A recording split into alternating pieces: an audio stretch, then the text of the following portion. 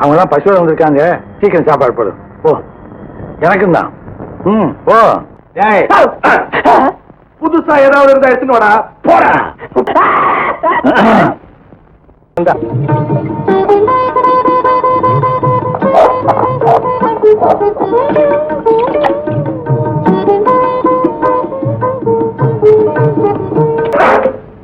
சோத்துல உப்பும் இல்ல, உரப்பும் இல்ல.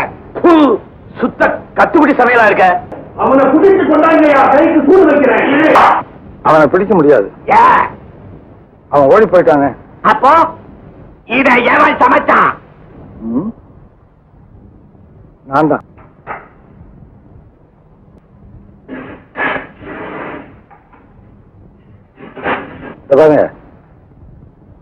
நாம நாக்குக்கு அடிமையா இருக்க கூடாது, நாக்கு தான் நமக்கு அடிமையா இருக்கணும்.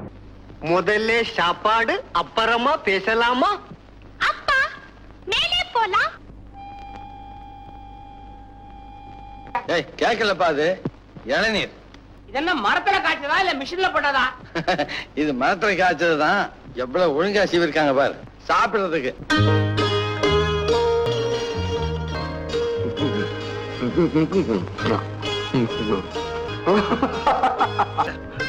ஹோட்டல சர்வதா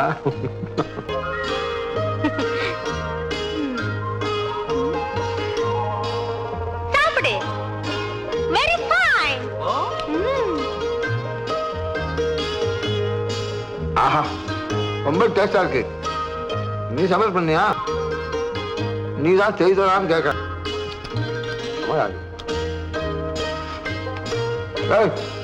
தின்னு பாரு.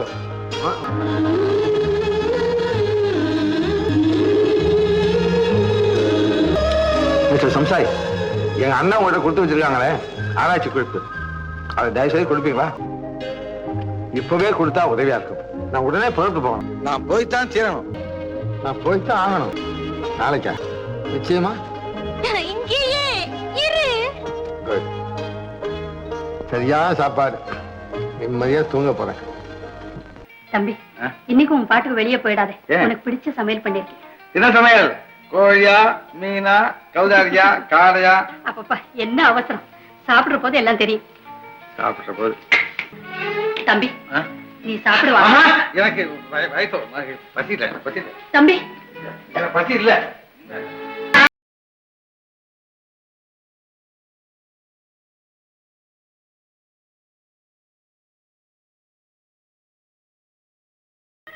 வீட்டிலே பசியை தவிர வேற எதுவுமே இல்லை.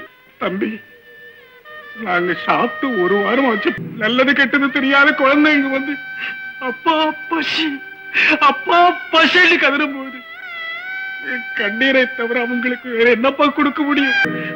எத்தனையோ பிள்ளைகளுக்கு என்னால அறிவூட்ட முடியுது. ஆனா என் பிள்ளைகளுக்கு ஒரு வேளை சோறுட்ட முடியலையேப்பா. ஏன் பாதையப்படுத்துறீங்க? என்ன ஆச்சு உங்களுக்கு? எல்லாரும் பசி பசி. ஐயா, ஐயா! சந்தையா வாத்தியார் செத்துட்டார் தெரியுமில்ல? சந்தையா வாத்தியார சொன்னது நீங்க தான். விதி இல்ல, உங்க சதி. அந்த ஏழை வாத்தியார் பசியார துடி துடித்து செத்தார். நீங்க எல்லாம் மனித உரிமை நலமாடுற பயங்கர பேய்கள். பட்டாணி வேர்க்கடலை, பட்டாணி வேர்க்கடலை. ரொம்ப நல்லா இருப்ப. சாப்பிட்டு 2 நாள் ஆச்சு. வயிற்று பசிக்குது, ஏதாவது இருந்தா கொடுப்பா. என்ன சார் வேணும்? யார் கூப்பிட்டாங்க? நீ பாப்பா.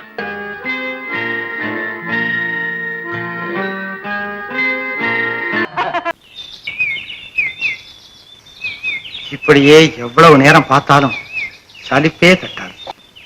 ஆஹா, ஆயுள் பூராவும் பார்த்துக்கிட்டே இருக்கலாம் தோணும். பார்த்துக்கிட்டே இருந்தா மட்டும் பலன் கிடைச்சிடுமா? அப்படின்னா என்ன செய்தா கிடைக்கும்?